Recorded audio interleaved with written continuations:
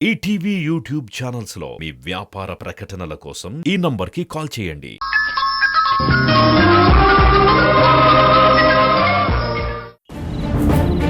ఏంటి మీరు అంటే మీరు అనుకునేవి నిజాలు మీరే గొప్పవాళ్ళు అనుకుంటున్నారా? కాదు, ఆ ముసుగులో బ్రతుకుతున్న మనుషులు మీరు. మీరు మారరు. అసలు నా గురించి ఇంకొకళ్ళ దగ్గర మాట్లాడడానికి మీకు రైటే ఉంది? మీ కొడుకు నన్ను అనుమానించి నా మెళ్ళో తాళి తెంచినప్పుడే మన మధ్య ఉన్న బంధాలు తెగిపోయాయి. నేను హైదరాబాద్ వచ్చింది మిమ్మల్ని వేధించడానికో సాధించడానికో రాలేదు. నా క్యారెక్టర్ని ప్రూవ్ చేసుకోవడానికి వచ్చాను.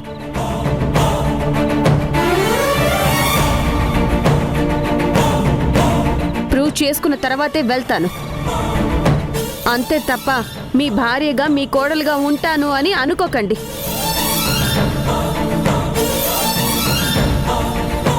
అలా బ్రతికే అవకాశం కూడా రాదు.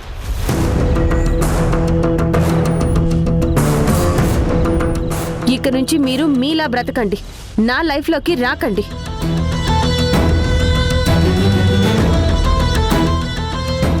ఇంకోసారి నా గురించి ఎవరి దగ్గరైనా తప్పుగా మాట్లాడారని నాకు తెలిస్తే అప్పుడు నా దగ్గర మాటలుండవు, అన్నీ చేతలే.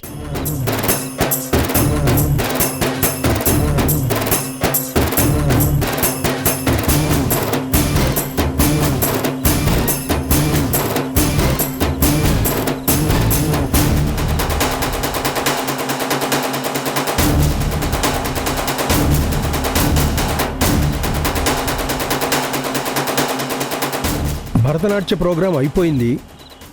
ఇప్పుడు లవకుశ నాటకం ప్రారంభం కాబోతోంది.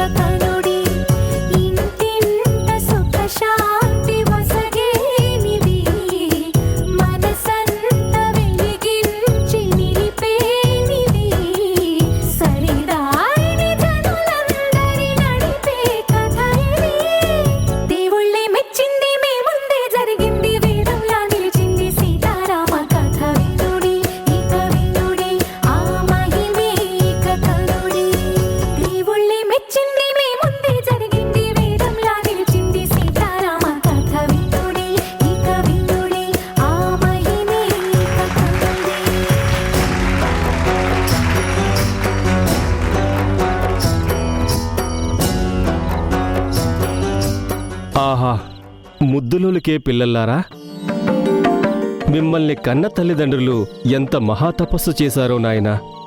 మీ పేర్లేమిటి? మమ్మల్ని లవకుశలంటారు. మిమ్మల్ని చూస్తుంటే అనిర్వచనీయమైన ఆనందం కలుగుతుంది.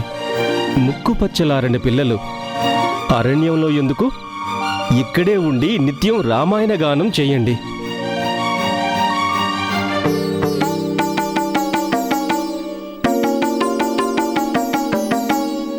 మేమిక్కడే ఉంటే మరి మా అమ్మ?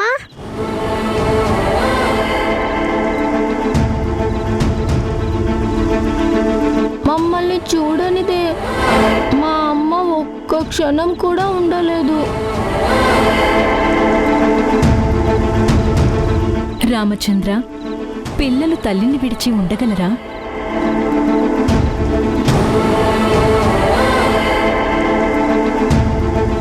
చిరంజీవులారా, మీ కావ్యగానం ఎంతో సంతోషాన్ని కలిగించింది. బహుమానం తీసుకోండి.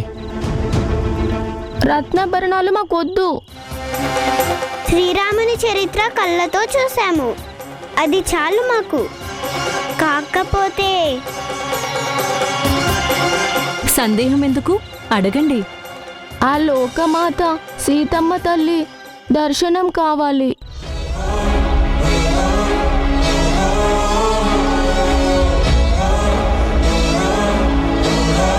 అమ్మని చూస్తే మా మనసు ఉప్పొంగిపోతుంది.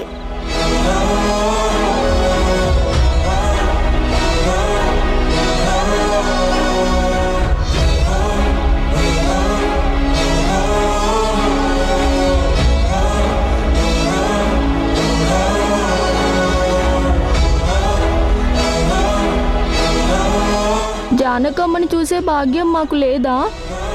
ఆ ఇల్లాలిక్కడ లేదు. శ్రీరామచంద్రుడు ఆమెను అడవులకు పంపించారు. ఆ మహాపతివ్రత సీతమ్మ తల్లినే అవమానించాడా?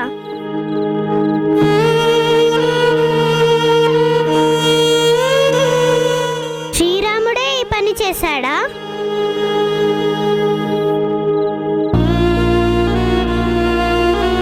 మేం మోసపోయాం. ఆ మహాపతివ్రత అయిన సీతాదేవికి ఇంత అన్యాయం చేసిన శ్రీరాముణ్ణి మేమిక తలవం.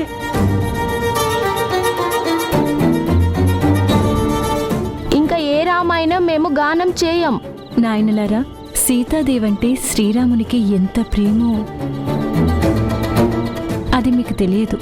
కట్టుకున్న ఇల్లాలిని అనుమానం అనే నెపంతో అడవులకి పంపించేయడం ప్రేమ? సీతమ్మ లేకపోతే శ్రీరాముని చరిత్రే లేదు. భార్యను బాధ పెట్టినవాడు రాముడు కాదు, దేవుడే కాదు.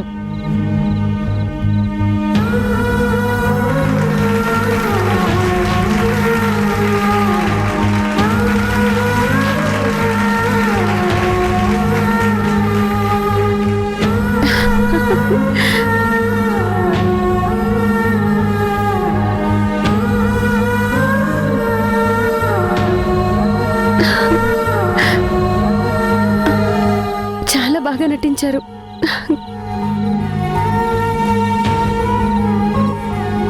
హలో,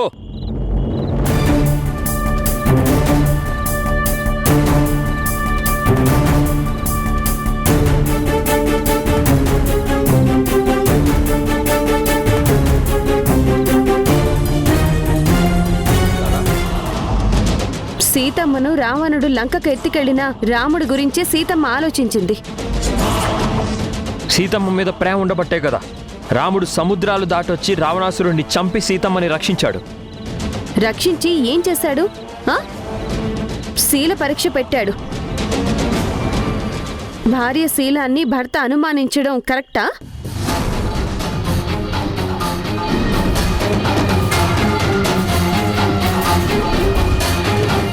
అది రాముడు కావాలనేం చేయలేదు, పరిస్థితుల వల్ల అలా చేయాల్సి వచ్చింది. ఎలాంటి పరిస్థితులు ఎదురైనా భార్యను నమ్మేవాడే నిజమైన భర్త.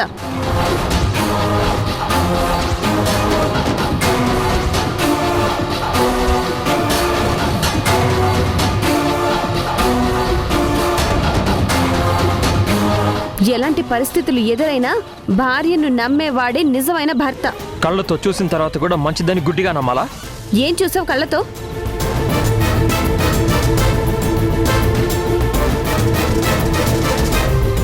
కలిసుంటే తప్పుగా ఆలోచించాడువేనా? తప్పు జరిగింది కాబట్టే నమ్మకం పోయింది. ఏం జరిగింది? ఏం జరిగింది? ఏం చూసావు?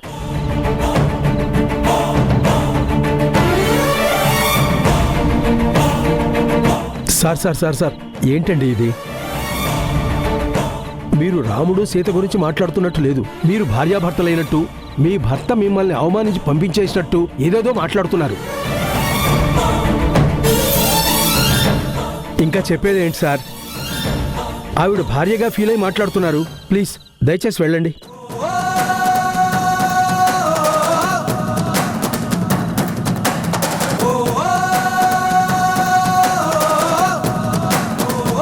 ఇంతటితో ఈ ఉత్సవాలు ముగిశాయి. నమస్కారం.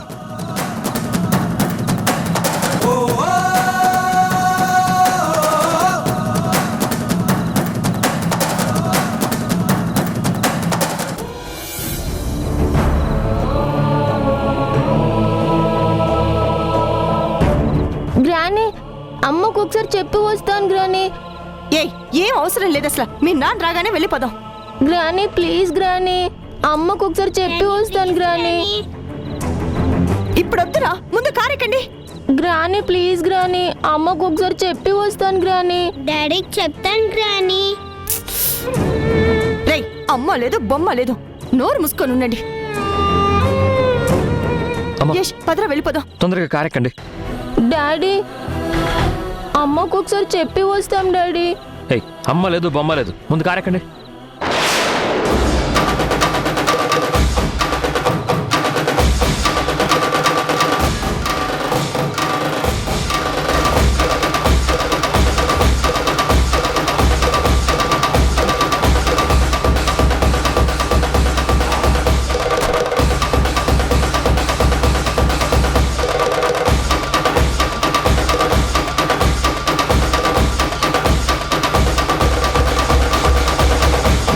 పిల్లల్ని యశ్ వాళ్ళు కారులో ఎక్కించుకుని తీసుకెళ్తున్నారేంటి?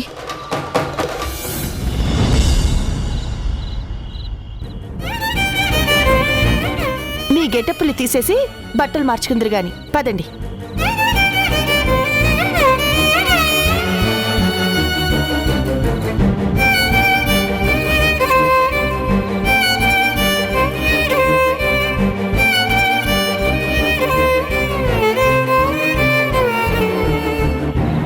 రే, ఆ స్టేజ్ మీదకి వెళ్ళి ఏం మాట్లాడావరా నువ్వు? నేనేం చేశాను? సింధుని చూస్తే చాలు నిన్ను నువ్వే మర్చిపోతున్నావు. ఏం మాట్లాడుతున్నావో కూడా నీకే అర్థం కావడం లేదు. అవునరా, ఎందుకంత ఆవేశం నీకు? స్టేజ్ మీద సింధు ఏముందో మీరిద్దరు వినలేదా? ఏమందిరా? తను నాటకం గురించి మాట్లాడింది. కాదు నాన్న, సింధు మాట్లాడింది నా గురించే. నేను తన్ని బాధ పెట్టానా, తను నన్ను బాధ పెట్టిందా? సింధుకి తగిన సమాధానం చెప్పాలని నేను అలా మాట్లాడాను. సరేరా, సింధు కావాలని నిన్ననింది. అయితే నువ్వు కోపంతో ఊగిపోవటమేనా? నేనైతే భయంతో ఎంత వణికిపోయానో తెలుసా? నువ్వు సింధుతో ఆవేశంగా మాట్లాడుతూ పొరపాటున రిసీవ్ చేసి నీ పిల్లలే అని ఎక్కడ అనేస్తావో అని టెన్షన్తో చచ్చిపోయాను. నీకెన్నిసార్లు చెప్పాలరా? సింధు దగ్గర పిల్లల విషయంలో మనం జాగ్రత్తగా ఉండాలని. అవన్నీ మర్చిపోయావా? తప్పు తను చేసి నింద నా మీద వేస్తుంటే తట్టుకోలేకపోయాను. తన శీలాన్ని నేను అనవసరంగా శంకించి తనని కష్టాల పాలు చేసినట్టు డైలాగులు కొడుతుంటే చూస్తూ ఊరుకోమంటావా? నా వల్ల కాదు. అది రెచ్చగొడుతుందిరా, నాకు తెలుసు. అయినా సరే మనం గీత దాటకూడదు.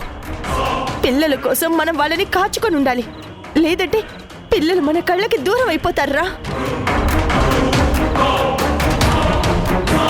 పిల్లల్ని సింధుకి మనం దూరం పెట్టాలని ఎన్ని ప్రయత్నాలు చేస్తున్నా మనకి తెలియకుండానే విధి పిల్లల్ని వాళ్ళమ్మకి బాగా దగ్గర చేస్తుంది. అప్పుడు రాజమండ్రి గుళ్ళో, ఆ తర్వాత స్కూల్లో, ఇప్పుడు ఇక్కడ ఈ గుళ్ళో. అంత చిత్రంగా అనిపిస్తుంది. అదే కదా చంద్ర, నా దిగులు కూడా. అన్నయ్య వంచకి నటన చూసి పిల్లలు దాని వలలో పడిపోయారు. వాళ్ళని జాగ్రత్తగా బయటికి తెచ్చుకోవాలి. వైజాగ్లో చేసినట్టే ఇక్కడ మన కుటుంబ గౌరవం బజారు పాలు చేయాలని చూస్తుందో ఆ హంతకురాలు. పరువుతో పాటు పిల్లల్ని పోగొట్టుకున్నామంటే ఇక మనం బ్రతకలేము. ఆ మోసగత్తి ధ్యాస గాని పిల్లలు దాని ఊసు గాని ఎత్తకూడదు. అందుకు మనం ఎంతకైనా తెగించటానికి సిద్ధంగా ఉండాలి. పిల్లల రూపంలో నా కొడుకు జీవితంలో మిగిలిన సంతోషం దాని సొంతం కాకూడదు, కానివ్వను.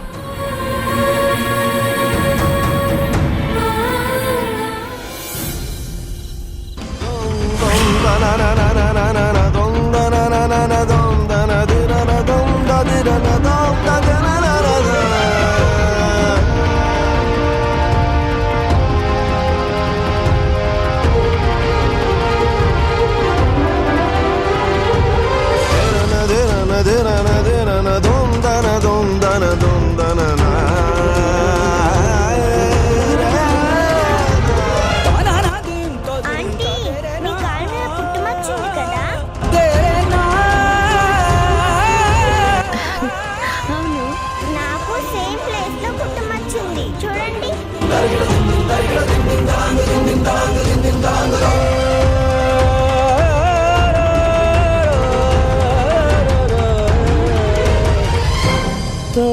వాళ్ళ నా ఫ్రెండ్ పిల్లలు.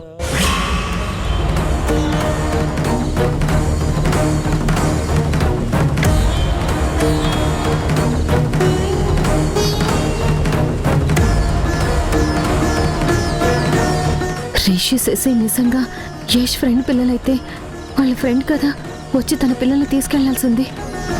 యష్ తన కారులో ఎందుకు తీసుకెళ్ళాడు? పైగా పక్కనే యష్ అమ్మ నాన్న కూడా ఉన్నారు. పిల్లలు తాతయ్య నాన్నమ్మ నాన్నతో గుడికి వచ్చారని చెప్పారు. అంటే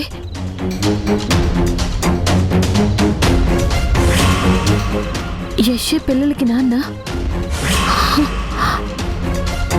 యష్ అమ్మ నాన్నే పిల్లల తాతయ్య నానమ్మలా?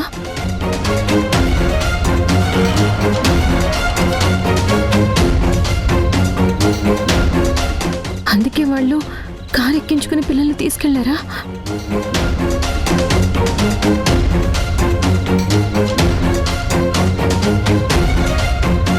పిల్లలకి నా పోలికలే నా అలవాట్లే వచ్చాయి. అంటే వాళ్ళు నా పిల్లలేనా?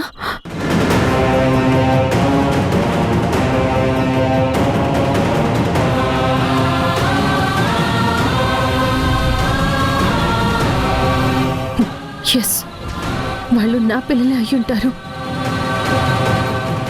మరి డాక్టర్ నాకు బిడ్డ పుట్టి చనిపోయిందని చెప్పింది. ఇక్కడ చూస్తే రిషి శశి ఇద్దరు కమల పిల్లలు. ఏది నిజమో ఏది అబద్ధమో నాకేం అర్థం కావడం లేదు.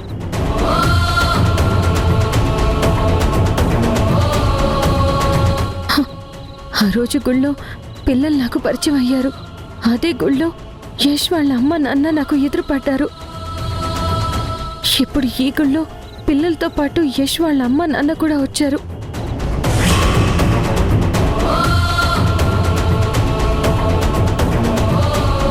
అంటే కన్ఫర్మ్ గా రిషి శశి నా పిల్లలే అయ్యుంటారు.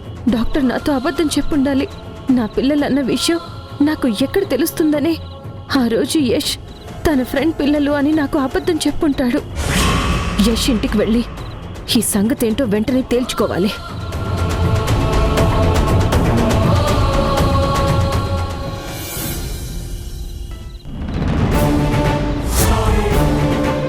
దమయంతి, దమయంతి, దమయంతి!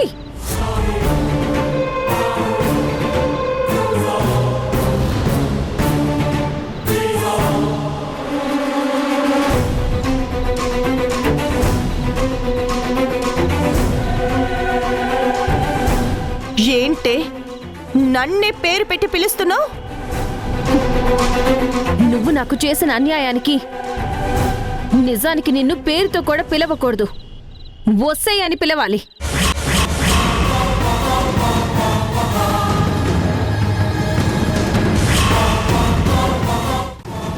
నేను నీకు అన్యాయం చేశానా?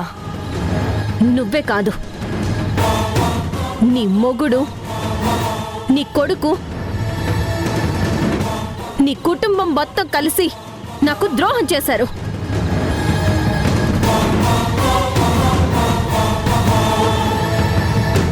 ద్రోహం చేయడం, నమ్మించి మోసం చేయడం నీకు అలవాటు, నాకు కాదు. మోసం చేయడం మీకు అలవాట్లేదా?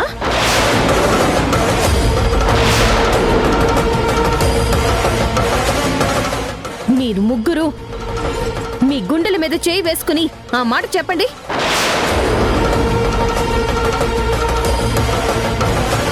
ఏమైంది సింధు? ఎందుకంత ఆవేశంగా మాట్లాడుతున్నావు? ఇన్నేళ్ల నా కడుపు కోతకు కారణం మీరు అని తెలిసి అమ్మ గుండె మండిపోతూ ఆవేశపడుతుంది.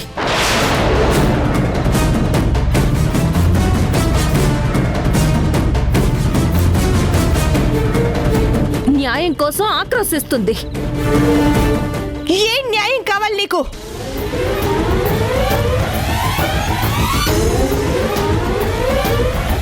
మీరు చంపేసిన నా అమ్మతనానికి తిరిగి మీరే ప్రాణం పోయాలి.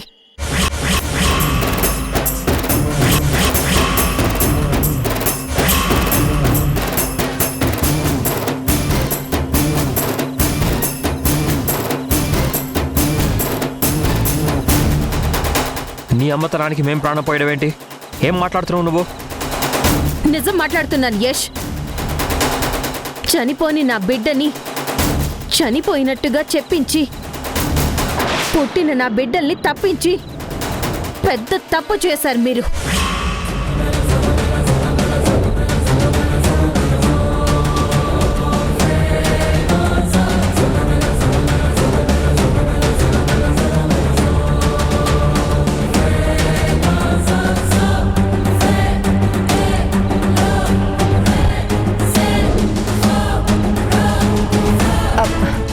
రిషి, శశి, మీరు రూమ్లోకి వెళ్ళండి. ఆగండి.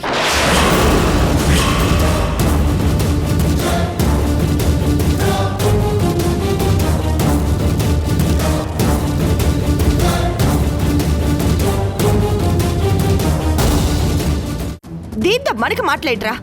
పిల్లల్ని తీసుకెళ్లి దీన్ని బయటికి తోసేయ్. పోవే. అమ్మా ఏంట్రా అమ్మా, పదండి.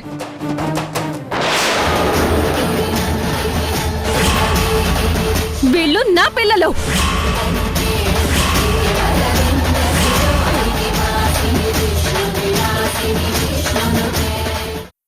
ఈటీవీ విన్ యాప్ రోజుకి కేవలం రూపాయి మాత్రమే. ఇప్పుడే ఈటీవీ విన్ యాప్ డౌన్లోడ్ చేసి సబ్స్క్రైబ్ చేయండి.